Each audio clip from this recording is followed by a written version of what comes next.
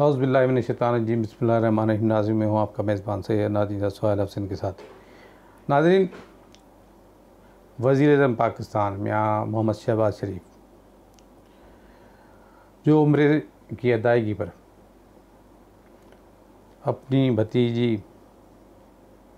अपने अज़ीज़ व अक़ारब दोस्तों के हमरा पाकिस्तान की सलामती के लिए दुआएं मांगने गए थे और कुछ मुआहदे भी करके आए। और वहाँ आने के बाद उन्होंने एक जो सच बोला है, मैं उसको अप्रिशिएट भी करता हूँ और मैं ये कहता हूँ कि ये इकरार जुर्म है। इकरार जुर्म इस तरह है कि उन्होंने कहा है कि 27 लाख बच्चे जो स्कूल से बाहर हैं, मगर मेरे ख़्याल में ये तादाद 27 लाख नहीं होगी।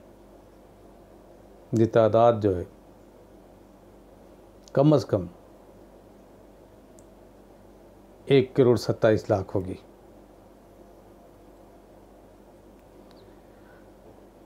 उन्होंने दानिश स्कूल की बात तो की, उन्होंने पंजाब के तालीम के बारे में तो बोला, मगर उन्होंने सिंध और बलूचिस्तान की तालीम की तबाही के बारे में कुछ नहीं बोला। बलूचिस्तान के वज़ीर आला ने कहा है कि जितने भी गोश्त असाता है उनको शौकास देकर नौकरी से फारिग किया जाएगा। अब हुकूमतें जो आई है वो मेरे ख़्याल में तकरीबन एक ही जैसी हुकूमतें आई है। जैसे सिंध हुकूमत जो है वो बरसर इक़्तिदार आई है तो अपनी सिल्वर जुबली के करीब है। तो इस सिल्वर जुबली में कितने स्कूल बने और कितने स्कूल बंद हुए, कितने स्कूल तबाह हुए, कितने बच्चे पढ़े, कितने बच्चे जो है वो फ़ेल हुए, कितने बच्चे 5वीं जमात तक आते हैं, कितने बच्चे 6ठी जमात में दाखिला नहीं लेते हैं। इम्तिहानात का जो सिस्टम है वो सिस्टम वही चल रहा है कि किताब खोलो, रट्टा लगाओ, और रट्टा जो है वो अगर टीचर लगवाता है तो फिर अगर बच्चे को पढ़ना आता है वो घर में ही लगा ले, स्कूल खोलने की कोई ज़रूरत नहीं। बिल्डिंगों की सहूलत की बात मेरे वज़ीर-ए-आज़म साहब ने नहीं की कि वहाँ भैंसे और ये चीज़ें तो है, पर अमूमन सिंध में 89% स्कूल ऐसे हैं जिनमें वाशरूम की सहूलत मौजूद नहीं है। ये मैं प्राइमरी स्कूलों की बात कर रहा हूँ। और 35% स्कूलों में चौदीवारी नहीं है। और हमारे जितने भी कॉलेज हैं, मुझे नहीं लगता किसी सरकारी कॉलेज में कोई एक्टिव लेबॉरेटरी हो। अगर होगी तो भी बराए नाम होगी। मुझे ये भी नहीं लगता कि हमारे कॉलेजों में बड़ी बड़ी लाइब्रेरियाँ होगी। मुझे ये भी नहीं लगता कि उस स्टैंडर्ड का कोई इदारा होगा जिससे हम दिखाकर बैनुल-अक़वामी सतह पर यह कह सके कि ये इदारा जो है इसे बीट करता है। सिंध के एजुकेशन वर्ष की ये हालत है कि उन्होंने वो स्कूल बनाए हैं जिनका नामो निशान नहीं है। वर्ल्ड बैंक से, यूरोपीय यूनियन से, यूएसएड से जितने पैसे सिंध गवर्नमेंट के पास आए हैं उनका हिसाब मांगने वाला कोई नहीं है। और वो जो हिसाब है, मैं वो शौक़ के साथ कहता हूँ कि पूरे सिंध की बजट से ज़्यादा एजुकेशन को बजट दी गई है। इंसान अपनी नाकामियों का वो इजहार करता है जो बहादुर होता है, जिस तरह शहबाज शरीफ ने किया। ये नहीं हुआ कि आप वजारत पे आ गए, आपने फ़ोटो सेशन करवा लिए, ये चीज़ें करवा ली, तो आपने कहा कि स्कूल जो है हमने घूम लिए। अखबारों में बयान देने से तैलीम में बेहतरी नहीं आएगी, या उन बंदू को टेक्स्ट बुक बोर्ड में बिठा दे जिन बंदू को ये पता नहीं है कि हमारा माहौल क्या है, सिलेबस कौन सा बनाना चाहिए। सारी दुनिया जो है वो किताबों से जाकर कंप्यूटर पर पहुंची है। बच्चा जितना गूगल पे सीखता है, जितना घर में सीखता है, अब स्कूल में जाता है तो वो रट्टा पीटा निसाब जो दादा ने भी पढ़ा था, उसके अब्बू ने भी पढ़ा था, अब्बू के बाद फिर वो पोता भी पढ़ा है, यानी 3 नस्लें पढ़ रही हैं। फिर नतीजा और रिज़ल्ट ये आता है कि बच्चा एमए पास है, बच्चा इंजीनियर है,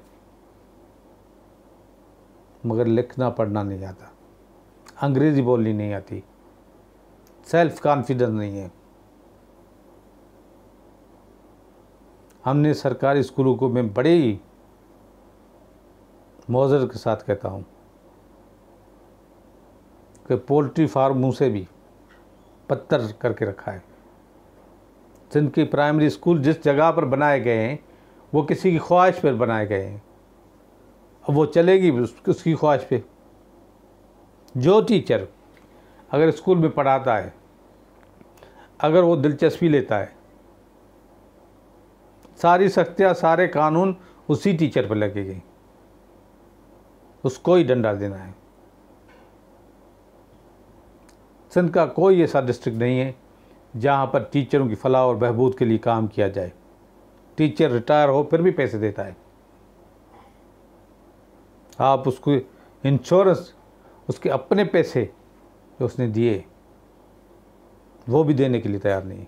अगर टीचर मर जाए फिर भी उसको 4 लाख 5 लाख देने पड़ते। उसकी बेवा धक्के खाती फिरती है। अफसर साइन करे या ना करे उसकी मर्ज़ी है।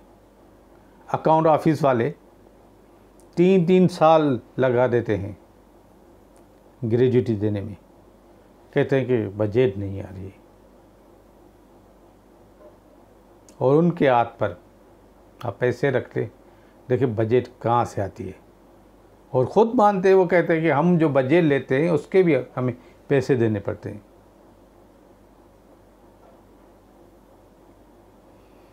तालीम को अगर दुरुस्त सिमत में चलाना है तो तालीम को नए और जदीद तकाज़ों से चलाना है। अगर कमेटियाँ बनानी है तो उनकी मत बनाएं जिनके बच्चे सरकारी स्कूल में नहीं पढ़े।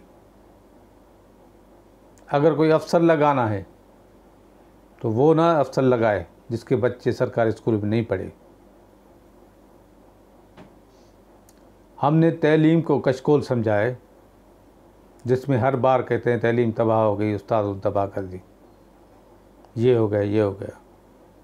हम बड़े लेक्चर देने जाते हैं तो हम चुप नहीं करते। 2 अशार पढ़ लिए, 3 अशार पढ़ लिए, अंग्रेज़ी में 2 लफ्ज़ बोल लिए, हमने कहा कि हमने अपना निज़ाम जो है वो ठीक कर लिया है। कितने तजुर्बे हुए हैं बायोमेट्रिक से लेकर इस ऐप तक, कितने पैसे खर्च हुए, कितना फर्नीचर जो है सिंध गवर्नमेंट ने ख़रीदा है, कितने में ख़रीदा है, सब खामोश।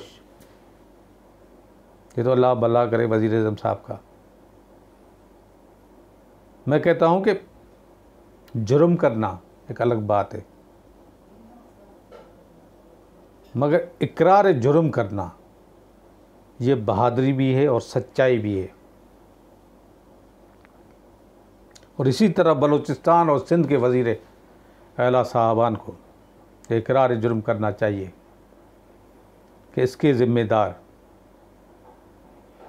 इन बड़ी बड़ी कुर्सियों पे बैठे हुए वो लोग हैं जो तालीम के लिए पॉलिसी बनाते हैं। तालीम का मौजू बहुत बड़ा है। असातिज़ा, कि सारे मसाइल जब हल हो जाए और उनकी तनख्वाह अगर बढ़ाई जाए ऐपों से और बायोमेट्रिक से,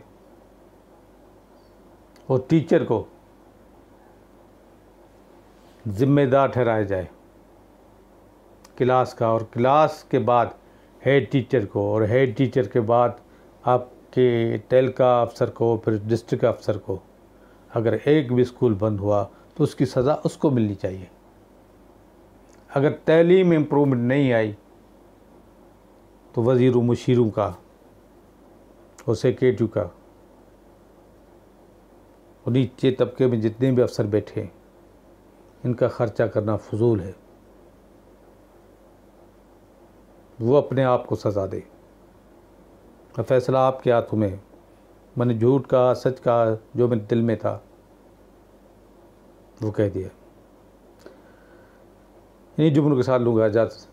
अल्लाह ताला करे हमारे मुल्क की तालीम दिन ब दिन तरक्की करे। हिंदुस्तान, श्रीलंका, बांग्लादेश से तो हम पीछे हैं। अल्लाह करे अफ़गानिस्तान से भी हम तालीम के मामले में आगे रहें। इन्हीं जुमलों के साथ मिलूँगा इजाज़त। फिर मिलेंगे किसी और व्लॉग में। अपना बहुत ख्याल रखिएगा। पाकिस्तान जिंदाबाद।